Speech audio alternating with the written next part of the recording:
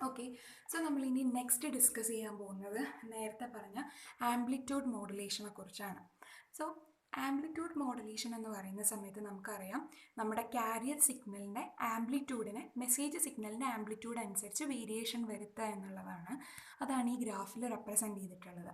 First സിഗ്നലാണ് modulating signal, അതിൻ്റെ ആംപ്ലിറ്റ്യൂഡാണ് EM എന്ന് പറയുന്നത്. സെക്കൻഡ് സിഗ്നൽ കാരിയർ സിഗ്നൽ, അതിൻ്റെ ആംപ്ലിറ്റ്യൂഡാണ് EF എന്ന് പറയുന്നത്. തേർഡ് സിഗ്നലാണ് ആംപ്ലിറ്റ്യൂഡ് മോഡുലേറ്റഡ് സിഗ്നൽ എന്ന് പറയുന്നത്. ഇവിടെ നമുക്കറിയാം കാരിയർ സിഗ്നലിൻ്റെ ഫ്രീക്വൻസി എന്ന് പറയുന്നത് വളരെ ഹയർ ആണ്. നിങ്ങൾക്ക് ഈ ഫിഗർ കാണുമ്പോഴേ മനസ്സിലാവുന്നുണ്ടാവും.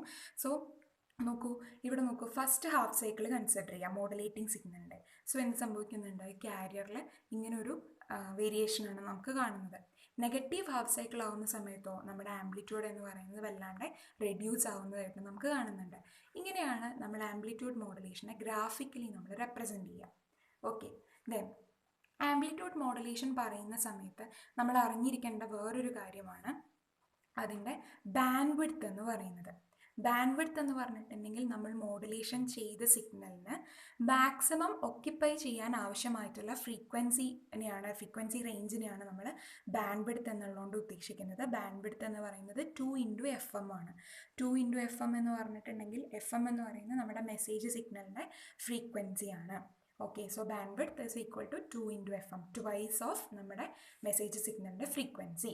ഓക്കെ, നെക്സ്റ്റ് ആംപ്ലിറ്റ്യൂഡ് മോഡുലേഷൻ്റെ കേസിൽ നമ്മൾ അറിഞ്ഞിരിക്കേണ്ടതായ ഒരു ടേമാണ് മോഡുലേഷൻ ഇൻഡെക്സ്. മോഡുലേഷൻ ഇൻഡെക്സ് എന്ന് പറഞ്ഞിട്ടുണ്ടെങ്കിൽ ഒരു റേഷ്യോ ആണ്.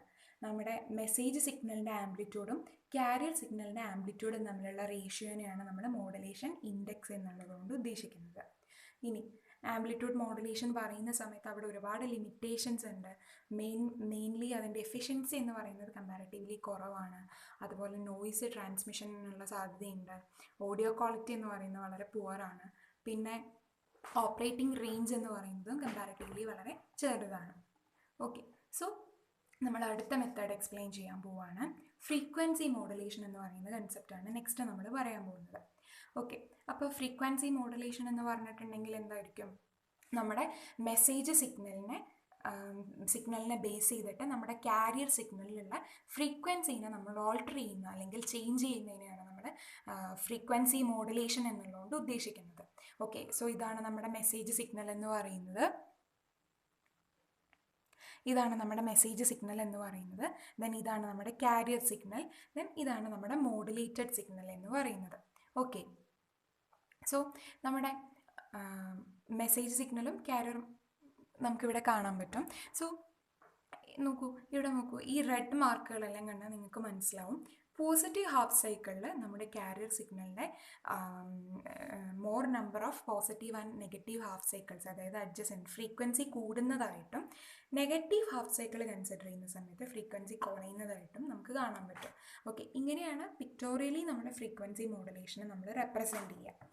ഓക്കെ, ദെൻ ഫ്രീക്വൻസി മോഡുലേഷൻ പറയുന്ന സമയത്ത് നമ്മൾ അറിഞ്ഞിരിക്കേണ്ടതായ ഒരു ടേമാണ് മോഡുലേഷൻ ഇൻഡെക്സ് എന്ന് പറയുന്നത്.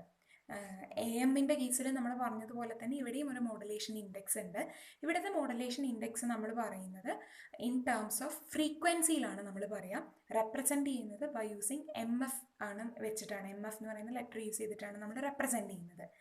M_F ആണ് കേട്ടോ. ഓക്കെ, സോ ഇതെന്ന് പറയുന്നത് ΔF ഡിവൈഡഡ് ബൈ FM ആണ്. FM എന്ന് പറഞ്ഞിട്ടുണ്ടെങ്കിൽ നമ്മുടെ മെസ്സേജ് സിഗ്നലിൻ്റെ ഫ്രീക്വൻസിയാണ്. ΔF എന്ന് പറഞ്ഞിട്ടുണ്ടെങ്കിൽ ആക്ച്വലി ഫ്രീക്വൻസി ഓഫ് ഡീവിയേഷൻ ആണ്. അതായത് മോഡുലേഷന് മുന്നേ മോഡുലേഷന് ശേഷമുള്ള ഫ്രീക്വൻസിയിലുള്ള വേരിയേഷനെയാണ് നമ്മൾ ΔF എന്ന് പറയുന്നത്.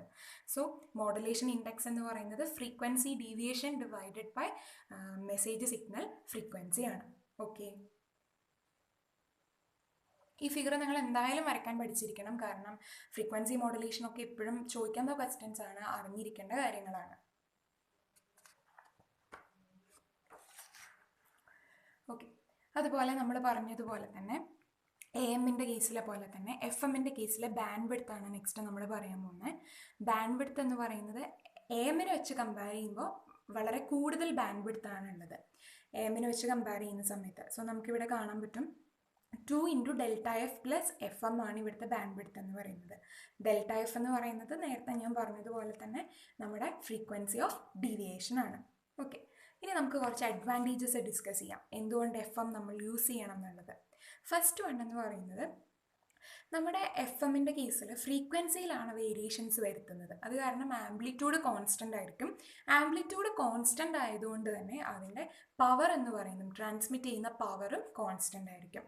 പിന്നെ വേറൊന്ന്, അടുത്ത അഡ്വാൻറ്റേജ് എന്ന് പറയുന്നത് അതിന് വളരെ ബെറ്റർ നോയ്സ് ഇമ്മ്യൂണിറ്റിയാണ്.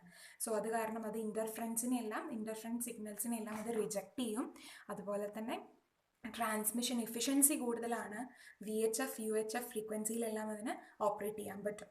ദെൻ ഒരു ഡിസഡ്വാൻറ്റേജ് ആയിട്ട് പറയുന്നത്, നമ്മൾ നേരത്തെ പറഞ്ഞതുപോലെ തന്നെ എയറിനെ വെച്ച് കമ്പയർ ചെയ്യുമ്പോൾ ബാൻഡ് വിഡ്ത്ത് വളരെ കൂടുതലാണ്. അതുപോലെ FM ഡിമോഡുലേറ്റർ സർക്യൂട്ടുകൾ, ഡിമോഡുലേറ്റർ എന്ന് പറഞ്ഞിട്ടുണ്ടെങ്കിൽ റിസീവർ സൈഡിലുള്ള സർക്യൂട്ടാണ്, അതെന്താണെന്ന് നമ്മൾ ഡിസ്കസ് ചെയ്യും. റിസീവർ സൈഡിലുള്ള സർക്യൂട്ടുകളെല്ലാം നമ്മൾ ക്രിയേറ്റ് ചെയ്യണം എന്നുണ്ടെങ്കിൽ കുറച്ച് ബുദ്ധിമുട്ടാണ്.